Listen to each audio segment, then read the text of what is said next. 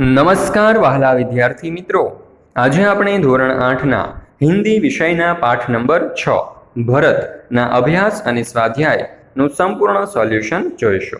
તો શરૂ કરીએ સર્વપ્રથમ આપણે અભ્યાસથી। प्रश्न नंबर 1, निम्नलिखित प्रश्नों के उत्तर दीजिए। पहला सवाल, इस एकांकी के आधार पर बालक सर्वदमन की विशेषताओं का वर्णन कीजिए। उत्तर, सर्वदमन सुंदर, स्वस्थ और आकर्षक बालक है। उसका मुख अग्नि के समान चमक रहा है। उसका साहसी और निर्भय स्वभाव देखकर आश्चर्य होता है। सिंह शावक के साथ खेलने में वह जरा भी नहीं डरता। शावक की माँ सिंहनी का भी उसे भय नहीं है। वह इतना हठी है कि तपस्विनियों के समझाने का उस पर कोई असर नहीं होता।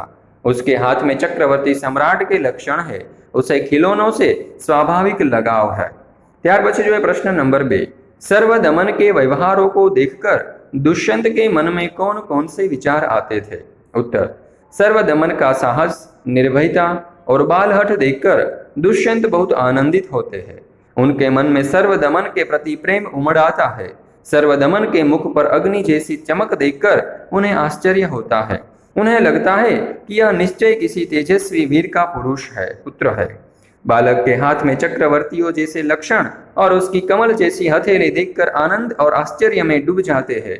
सर्वदमन के हाथ से सिंह शावक छुड़ाते समय वे बालक के हाथ का स्पर्श कर अत्यंत सुख का अनुभव करते हैं। वे सोचते हैं कि जब उन्हें इतना सुख होता है तो जिस भाग्यवान का यह बेटा है उसे कितना सुख होता होगा। इस प्रकार सर्वदमन के व्यवहारों को देखकर दुष्यंत के मन में तरह तरह के विचार आते हैं। त्यार पछी प्रश्न नंबर 2, इस एकांकी में निम्नलिखित पात्रों में अर्थनिहित मूल्य बताइए। एमा पहलू है दुष्यंत। तो જોઈએ उत्तर, राजा दुष्यंत कोमल हृदय के व्यक्ति थे। बालक सर्वदमन की बाल चेष्टाएं उन्हें मुग्ध कर देती है। उसके प्रति राजा के मन में स्नेह उमड़ने लगता है। वे सोचते हैं कि यह उनका पुत्र होता तो कितना अच्छा होता। फिर ऐसी घटनाएं घटती है जिनसे सिद्ध हो जाता है कि बालक सर्वदमन उन्हीं का पुत्र है। तब दुष्यंत के आनंद की सीमा नहीं रहती। उनका पितृ हृदय वात्सल्य से भरा आता है। त्यार पछी बीजू है सर्वदमन। तो જોઈએ, सर्वदमन असाधारण बालक है। आश्रम की तपस्विनियां उसे सिंह शावक को छोड़ देने के लिए समझाती है, पर वह उनकी बात नहीं सुनता। दुष्यंत से वह जरा भी परिचित नहीं है, फिर भी वह उनके कहने पर सिंह शावक छोड़ देता है। उसकी सूरत भी दुष्यंत की सूरत से मिलती है। अपराजित नामक रक्षा सूत्र भी प्रमाणित कर देता है कि सर्वदमन दुष्यंत का ही पुत्र है। इस प्रकार पिता और पुत्र दोनों एक दूसरे से अनजान है, फिर भी उनके बीच पिता पुत्र जैसी भावधाराएं बहने लगती है। त्यार पछी જોઈએ આપણે ત્રીજો प्रश्न, इस परिच्छेद को ध्यानपूर्वक पढ़कर दिए गए प्रश्नों के उत्तर दीजिए। तो અહીં જે ફકરો છે તમારે ધ્યાનપૂર્વક વાંચવાનો છે। ત્યાર પછી જોઈએ તેના ઉપરથી પહેલો સવાલ, एक अच्छा जंगल क्या कहलाता है। उत्तर, एक अच्छा जंगल जैविक भंडार कहलाता है। बीजो सवाल, जंगल को ज्यादा छाटनियां खत्म करने से क्या नुकसान होता है। उत्तर, जंगल को ज्यादा छाटनियां खत्म करने से अत्यंत उपयोगी और जरूरत के समय काम आने वाली बहुमूल्य वस्तुएं नष्ट हो जाती है।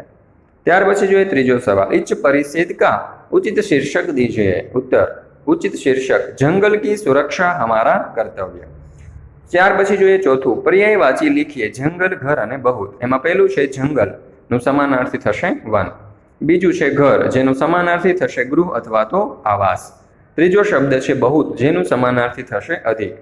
पांचमું, इस परिच्छेद आधारित 2 सवाल बनाइए। पहलू, जंगलों की सुरक्षा क्यों आवश्यक है, अने बीजू, जंगल हमारे लिए महत्वपूर्ण क्यों है।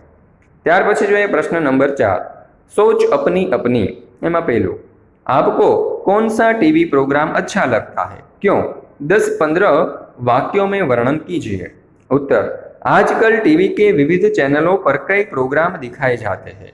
सीआईडी, क्राइम पेट्रोल, रसोई शो, सास बिना ससुराल, समाचार बड़े अच्छे लगते हैं, कुछ तो लोग कहेंगे, तारक मेहता का उल्टा चश्मा आदि प्रोग्राम बहुत लोकप्रिय है। इन प्रोग्रामों में तारक मेहता का उल्टा चश्मा नामक कार्यक्रम मुझे बहुत अच्छा लगता है। यह स्वच्छ पारिवारिक कार्यक्रम है। इसमें गोकुलधाम सोसाइटी के सभ्यों के जीवन से संबंधित विविध प्रसंगों और घटनाओं का सुंदर चित्रण किया गया है। जेठालाल, दयाबेन, डॉक्टर हाथी, बबीदाती, सोढ़ी और टपूसेना आदि पात्रों का अभिनय शानदार है।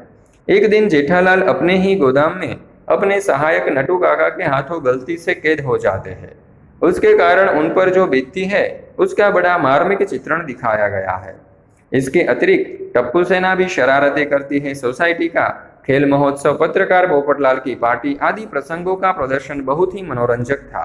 इस सीरियल में दिखाए जाने वाले सभी प्रसंग सुरुचिपूर्ण एवं शिष्ट होते हैं।